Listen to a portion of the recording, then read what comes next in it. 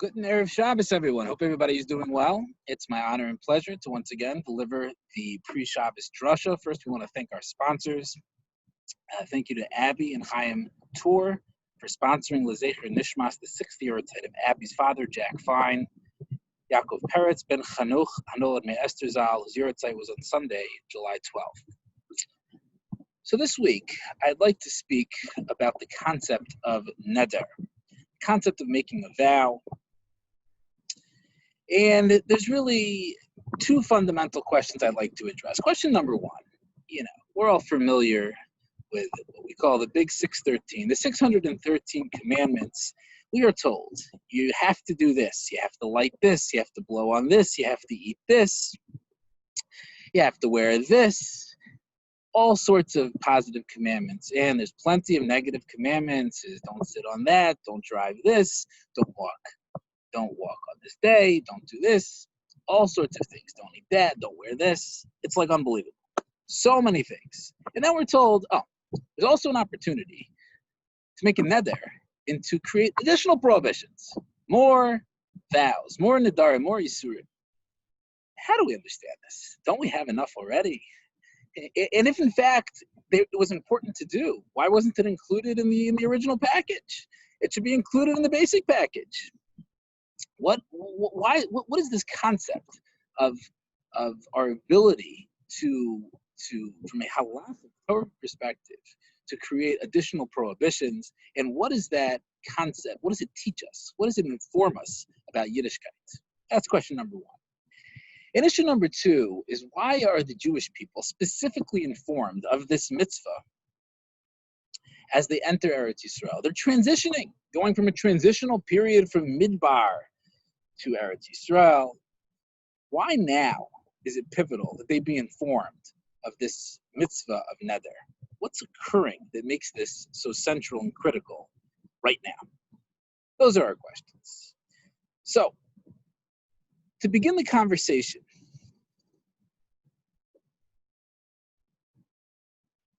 we turn to a Mishnah in Pirkei Avos. Rabbi Kiva tells us the nedarim are siag leprishus. Tells us that in order to create additional prishus, which literally means separation, but it means sanctity, to elevate yourself and to aspire to heights of spirituality. How do you do that? Nedarim. Nedarim is what enables prishus. So what's prishus? Prishus, if you look in the Ramchal, Mesilas Yesharim, he writes as follows. He writes that precious is the concept of being mekadesh atzmecha b'mutar lach, is sanctifying yourself with that which is permissible. Let's repeat that, because that's critical. Precious is kadesh atzmecha b'mutar lach. Find something that's permissible. It's okay. It's technically fine. That's where precious is. Kadesh atzmecha, that's where the sanctity lies. And I believe that this is a key idea to Yiddishkeit. This is something that should inform all of our observances. The concept here is as follows, is that, look, you have your 613 mitzvahs, and essentially, that's Yiddishkeit 101. That's your basic package. That's the basic framework within which, as a Jew, we can connect to God. But in addition to that, we can't just focus on the technicalities. We can't just focus on checking the boxes. We have to keep an eye on the goal. The eye on the goal is to elevate ourselves spiritually and to maximize our spiritual potential. In the existential struggle of man, which is our physical versus our spiritual, our goal is to elevate ourselves, to maximize our spirituality, our kedusha, our holiness. To the extent that we can do that and bring out and have our tzelem elokim be manifest, that's really the goal. We can't lose sight of that. So yes, there are particular obligations, both negative and positive, but layered on top of that is the general notion of ensuring that we are attempting to be as kadosh as we possibly can. Maximize our spiritual and holy existence. That's the idea of precious. Kadesh atzmacha b'mutar lach says, look, you got the basic package. The Torah said certain things are just out of bounds, and certain things you must do.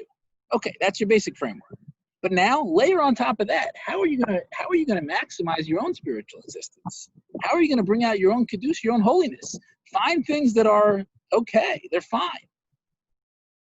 Focus on those, and that's where you can elevate yourself and bring yourself to heights of spirituality that were heretofore unimagined. And this is really reflective of what should be our attitude to Yiddishkeit in general. It should not be an attitude of checking the box. It's not a contractual relationship. Check this, check that. Well, look, I did this, I did that, I blew, I lit this, I didn't wear that, then that. Check, here you go. It's more than that. It's ultimately, what's the goal? The goal is to sanctify oneself, to elevate oneself. And therefore, it's not sufficient to just check the boxes. That cannot be our approach. Imagine for a second, if you have an employee, let's say a secretary, and you have a contractual relationship with the secretary, there's certain duties that must be performed under the contract, answering phones and scheduling and general office maintenance.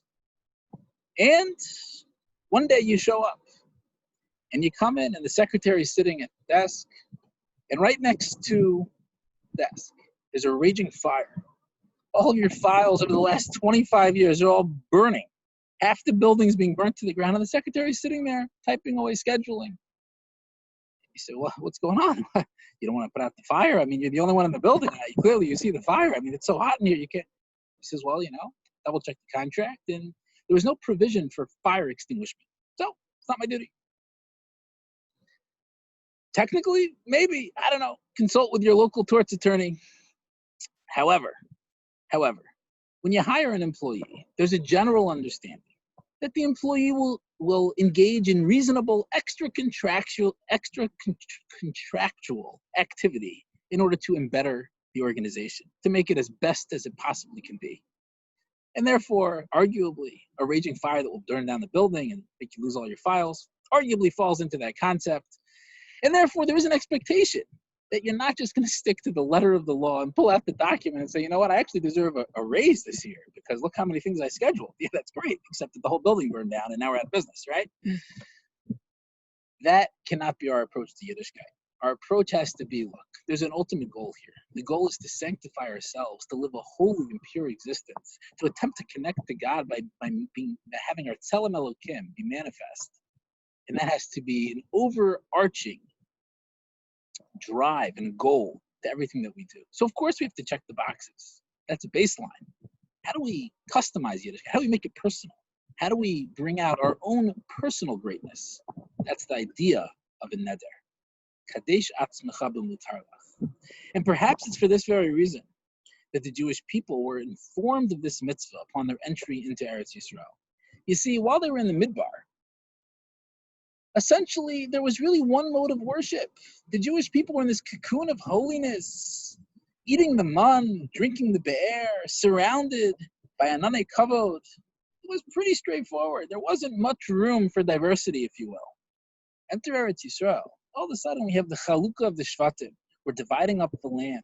The Arizal teaches us that each shevet had a different liturgy when it came to tefillah, different tefillos. There's different approaches to God. Now you're more on your own. You're less plugged in to a community that's just operating. Now it's more up to you. Now is the time to teach them the lesson of the neder. The idea that, look, there is a baseline here. There's a certain general basic expectation. But beyond that, keep focus. What are you focused on? Make sure you're living your ultimate spiritual existence. And that's the idea of neder. I think this message is particularly relevant to us now. We're coming off of, approximately 4 months in isolation, quarantine.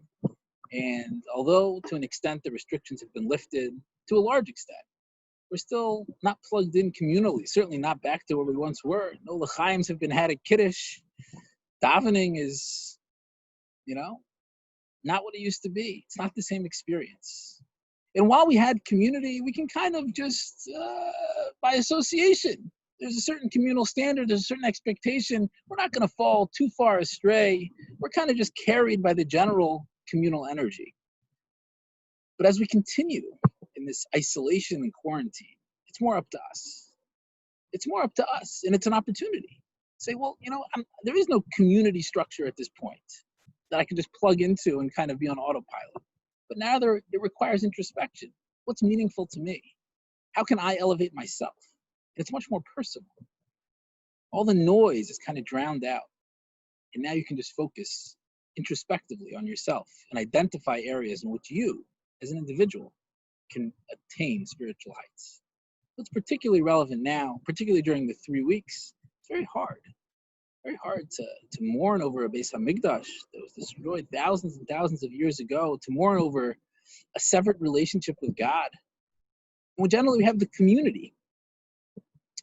communal elements that bring that out. And of course, there's certain halachos that bring that out as well. But it's upon us to really focus and reflect on how we can make that a meaningful experience to us, to focus on the loss and the ultimate redemption, the ultimate reconnection with God in a very personal way.